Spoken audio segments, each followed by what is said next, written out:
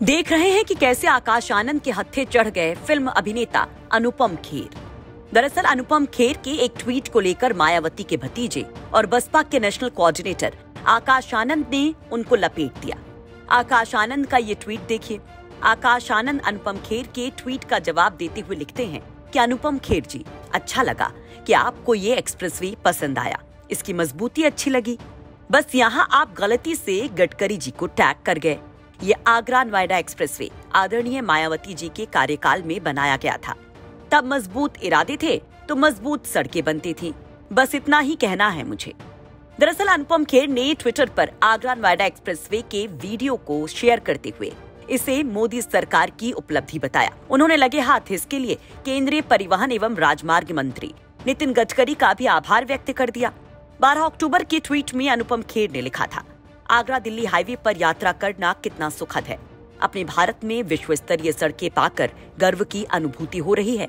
आपके शानदार प्रयासों के लिए नितिन गडकरी जी और आपकी टीम को धन्यवाद। देश बदल रहा है, देश की सड़कें बदल रही हैं। जय हो।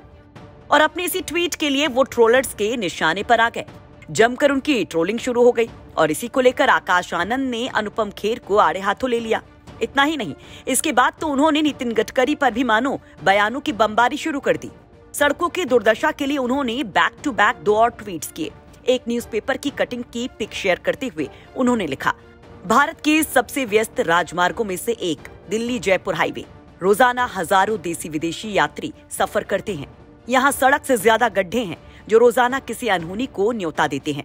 नितिन गडकरी जी, यूरोप की तर्ज पर हाईवे का दावा बाद में देखेंगे, पहले इस हाईवे का हाल तो देख लीजिए। अगले ट्वीट में कहते हैं कि माननीय नितिन गडकरी जी, कम से कम जब तक ये गड्ढे भर नहीं जाते तब तक कम से कम इस रास्ते पर टोल मत वसूलिए। आखिर गड्ढों पर चलने के लिए क्यों हर व्यक्ति को 295 रुपए देने पड़ रहे हैं। इस हाईवे का इस्तेमाल करने वाली आम जनता को कुछ तो राहत दीजिए। दरअसल इन दिनों मानो सड़कों की सियासत चल रही है। यूपी में तो सीएम योगी गड्ढा मुक्त सड़कों के लिए एक नई डेडलाइन भी दे देते हैं। कहा गया कि 15 नवंबर तक यूपी की सड़कें गड्ढा मुक्त कर दी जाएंगी। तो वहीं विरोधी नित गड्ढों से पटी सड़कों को लेकर सोशल मीडिया पर बीजेपी सरकार को घेर रहे हैं। खैर, जिस सड़क को लेकर आकाश आनंद इतना आक्रामक हुए और अनुपम खेर पर हमलावर हुए, उसके बारे में भी जान लीजिए। मायावती के शासनकाल में 2007 में इस एक्सप्रेसवे को बनाने की शुरुआत हुई थी, लेकिन मायावती ये एक्सप्रेसवे ही सरकार में रहते हुए जनता को नहीं दे पाई।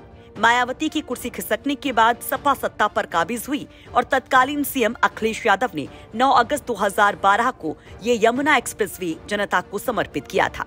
ब्यूरो रिपोर्ट, यूपी तक।